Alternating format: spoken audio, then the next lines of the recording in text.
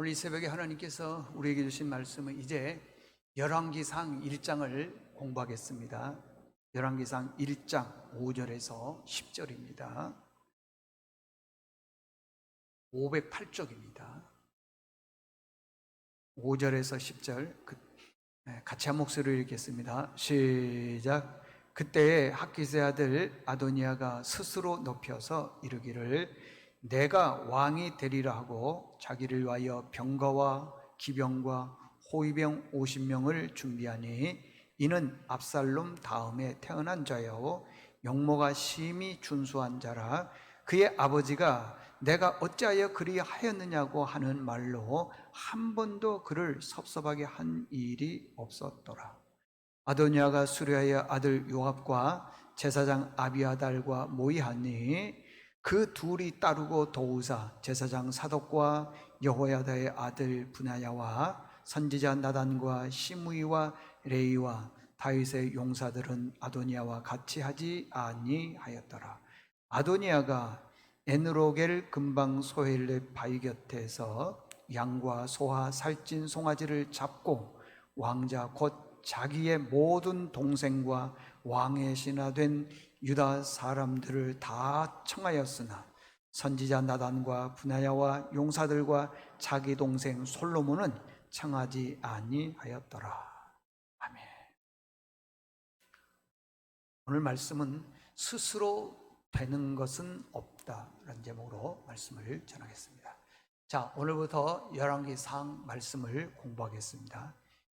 열왕기서의 내용이 뭐냐 하면은 이스라엘 역대 왕의 행적을 기록했습니다. 그러면 열왕기서는요, 당연히 역대 왕의 행적이니까 역사서로 구분이 돼야 되는데 선지서로 구분이 됐습니다. 왜 그럴까요? 세상의 역사와 다르다는 것입니다. 세상 역사는요, 초점이 왕에게 있습니다. 그래서 왕의 행적, 왕의 치적에 맞춰 있어요. 그러나 성경에서 맞춘 초점은요, 왕의 역사이지만은요, 선지서니까 선지서에 초점이 맞춰 있다는 것입니다. 이게 무슨 뜻이냐 그러면요, 열왕기서의 내용은 중심이 왕이 아니라 하나님이라는 것입니다. 하나님 중심으로 내용이 맞춰져 있다는 거예요. 그러니까 하나님께서 왕을 세웠기 때문에 중심이 왕이라는 것입니다. 예를 들면요, 북쪽 이스라엘의 왕이 여로보암인데 이 여로보암의 업적이 얼마나 대단합니까? 큰 용사입니다. 얼마나 부지런했는지요. 솔로몬이 요셉 족속을 감독하게 했습니다. 북쪽 이스라엘을 건국한 건국의 왕입니다. 그런데 그렇게 많이 이 업적을 가지고 있었지만은요, 기록은 거의 없습니다. 그러나 솔로몬 한번 보십시오. 행적을 보게 되면은 성전 건축한 거, 그 다음에 지혜롭게 재판하는 것, 그거 외에는 솔로몬이 뭐 특별한 것 있습니까? 별로 없습니다. 뭐 성전 건축도요, 아버지가 모든 것들을 다 준비해서 시행하게 한 것인데 뭐 그런 거야 뭐 솔로몬 말고도 누구든지 할 수 있는 것이죠. 그런데 솔로몬의 내용을 보면요, 출생에서부터 죽는 날까지 어마어마하게 많이 기록되어 있더라는 것입니다. 여로보암은 출생이 기록되어 있지 않습니다. 이게 무슨 뜻입니까? 열왕기서를 볼 때 선지자 입장에서 봤다는 것입니다. 자, 오늘 핵심은요, 아도니아입니다. 아도니아를 통해서 배워야 될 점이 있는데 절대 스스로 높여서는 안 된다는 것입니다. 다윗에게는 아들이 많았습니다. 지난번에도 말씀드린 것처럼요, 첫째가 암논이고요, 둘째가 길압이고, 셋째가 압살롬이고, 넷째가 아도니아인데, 암논은 다말을 사랑해서 다말을 동침함으로 인해서 압살롬이 암논을 죽였습니다. 그래서 없어요.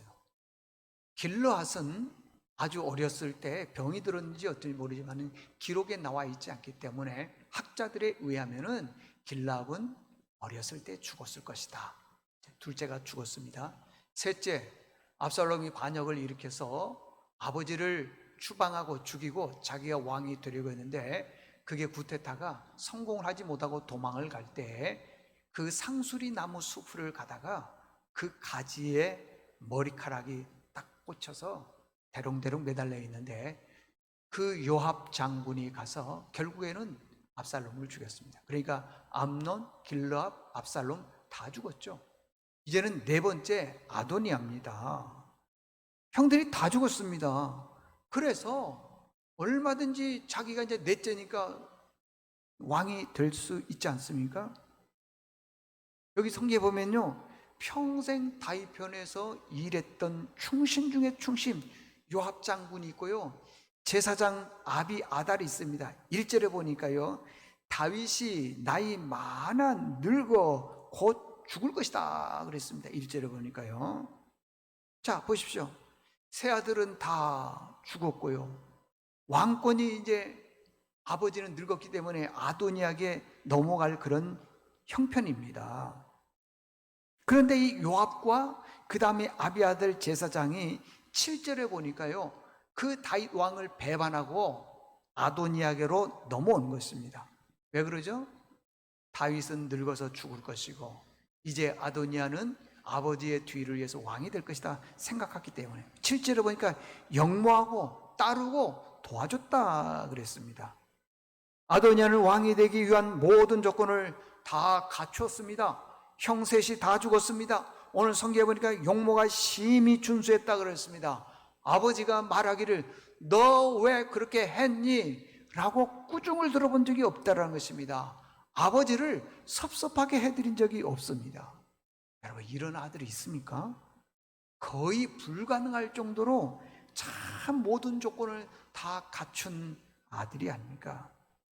그런데요, 여기서 중요한 것은 아버지가 너 왜 그렇게 했니? 꾸중 들은 일 없고 아버지를 섭섭하게 해드린 일 없고 얼굴이 심히 용모가 준수한다 하더라도요, 하나님 편에 서서 봤을 때에 그가 왕이 아니면 왕이 안 된다는 것이에요. 스스로 왕이 된다고 해서 왕이 될 수가 없다고 하는 것입니다. 아무리 칭찬을 듣고 꾸중 안 듣는다 하더라도요, 왕이 될 수가 없다고 하는 것입니다. 다윗 시대의 최고의 장수 요압과 제사장 아비아달이 아도니아 편에 섰습니다. 보십시오. 정치, 군사, 종교 다 아도니아 편으로 넘어왔지 않습니까? 이 정도면요, 왕이 다 된 거나 다름없습니다. 구분응선을 넘어섰죠. 게임 끝입니다. 이스라엘 나라에는요, 두 그룹의 제사장이 있었습니다. 아비아달과 사독. 근데 보니까요, 이 아비아달은 누구를 따르냐 그러면 아도니아를 따랐고 사독은 나중에 솔로몬을 따릅니다. 자, 아비아다가 요압 장군과 아비새 제사장만 데리고 에르노겔 골짜기에 가서 스스로 왕이 되었습니다. 이 에르노겔이라고 하는 이 곳은요, 잔치와 축제하기 아주 좋은 장소랍니다. 이스라엘 사람들이 휴가를 떠나기 아주 좋은 장소, 휴양지라고 하는 것입니다. 아주 유명한 장소인 것입니다. 그리고 거기에서요, 자기 편에 들지 않는 사람은 부르지 않았어요. 청하지 않고 자기 편에 있는 사람들만 다 불러서 자기 마음에 드는 사람 50명을 데려가서 스스로 왕이 되었습니다. 구약시대에는요, 어떻게 해야지 왕으로 세움받느냐 하면은 왕은 그냥 한 나라의 왕이 아니라 사사이고 선지자이기 때문에 그 역할까지 하기 때문에 반드시 누가 세우느냐 그러면은 백성이 세우는 게 아닙니다. 하나님이 세우는 것입니다. 그래서 왕을 세울 때는요, 하나님이 그의 준수함이나 지혜나 용명 그런 것 보고 왕을 세우지 않는다고 하는 것입니다. 만약에 용맹함이나 지혜 이런 걸 가지고 세웠다면은 다윗을 왕으로 안 세웠겠죠. 큰형 엘리압이 있지 않습니까? 오죽했으면 사무엘 선지자가 너무 괜찮으니까 기름을 보고 왕을 세우려고 했더니 하나님께서 사무엘 선지자에게 내가 이미 그를 버렸다. 사람은 외모를 보지만은 나 여호와는 중심을 본다. 그러지 않습니까? 하나님 마음에 들어야만이 쓰임 받습니다. 여러분의 자녀들이 다 하나님 마음에 들기를 바랍니다. 그래야지 쓰임을 받는 것입니다. 내가 아무리 노력하고 힘쓰고 애쓴다고 해서 되는 게 아닙니다. 그러면 하나님 마음에 들려가면 어떻게 되냐? 두 가지 간단하게 얘기하겠습니다. 첫째는 겸손해야 되는 것입니다. 아도니아 보십시오. 하나님이 세우지도 않았는데 자기가 스스로 왕이 된다 그러지 않습니까? 수없이 얘기했지만요, 어리석음과 교만은 동의어입니다. 동의어. 어리석은 자의 특징이 뭐냐? 시편 14편 1절에 보니까 어리석은 자는 그 마음에 이르기를 하나님이 없다. 이 말은 세상 살아나가면서 자기 인생이 자기 뜻대로 잘 풀릴 때는 하나님 없다는 겁니다. 여러분들 인생 살아나가면서 잘 안 풀린 적이 있습니까? 감사하십시오. 하나님이 역사하고 있다는 것입니다.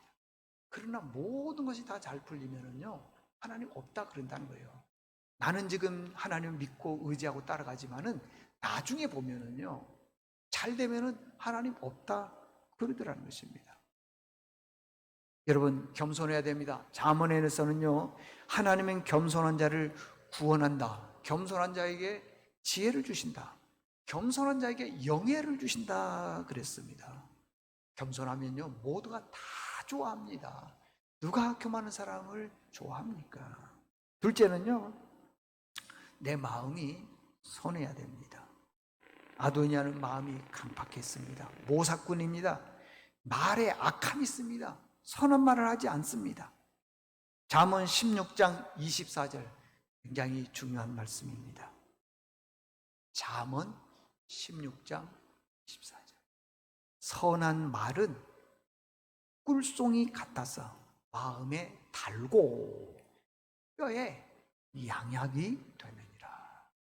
선한 말. 참 인생을 살아나가면서 많은 어려움이 있습니다. 그때 누군가가 와서 내가 고통당할 때 와서 말을 하는데 어떤 사람은 말 속에 더 큰 고통을 주는 것을 보게 됩니다. 그런데 어떤 사람들은 와서 말을 할 때 보면은 진짜 위로가 되는 겁니다. 힘이 되는 겁니다. 다시 일어설 만가 같아요. 왜 그렇습니까? 선한 말은요, 꿀송이 같아서 마음에 닿는 거예요. 그 말이 내 마음에 와 닿아서 나를 설득시키는 겁니다. 그래, 맞아, 그러더라는 것입니다. 얼마나 말이 중요한지 모릅니다. 여러분들, 어떤 사람은 와서 나에게 힘을 줍니다. 다시 이렇습니다. 왜 그러죠? 선한 말을 하기 때문에, 사람을 살리는 말을 하기 때문에, 음식을 먹지 않아도 힘이 생긴다는 것입니다. 자, 결론입니다. 아도니아를 통해서 배울 수 있는 게 뭡니까? 첫 번째는 스스로 높여서는 안 돼요. 겸손해야 됩니다. 두 번째는 마음이 선해야 된다. 마음이 선한 사람의 특징이 뭐냐 그러면요, 말을 예쁘게 하고요, 사람들을 많이 위로하고 격려한다는 것입니다. 우리 세운의 가족들 꼭 말을 할 때 이렇게 위로 격려하는 말을 할 수 있기를 바랍니다. 기도하겠습니다. 좋으신 하나님, 오늘 열왕기상 첫 번째 말씀입니다. 우리가 아도니아를 통해서 배울 수 있는 점은 정말 스스로 높이면 안 됩니다. 교만하면 안 됩니다. 겸손해야 됩니다. 하나님은 겸손한 자를 찾고 아버지 어리석은 자, 교만한 자를 물리친다 그랬는데 정말 잠언서에 있는 말씀처럼 하나님은 겸손한 자를 구원하고 겸손한 자에게 지혜를 주시고 겸손하면은 영예를 얻는다 그랬는데 그런 겸손한 자에게 도와주시고 늘 마음이 선해야 될 줄로 믿습니다. 말을 할 때 사람을 살리는 그런 말을 하는 정말 믿음의 식구들 다 되게 도와주시옵소서. 예수님의 이름으로 기도드리옵나이다. 아멘.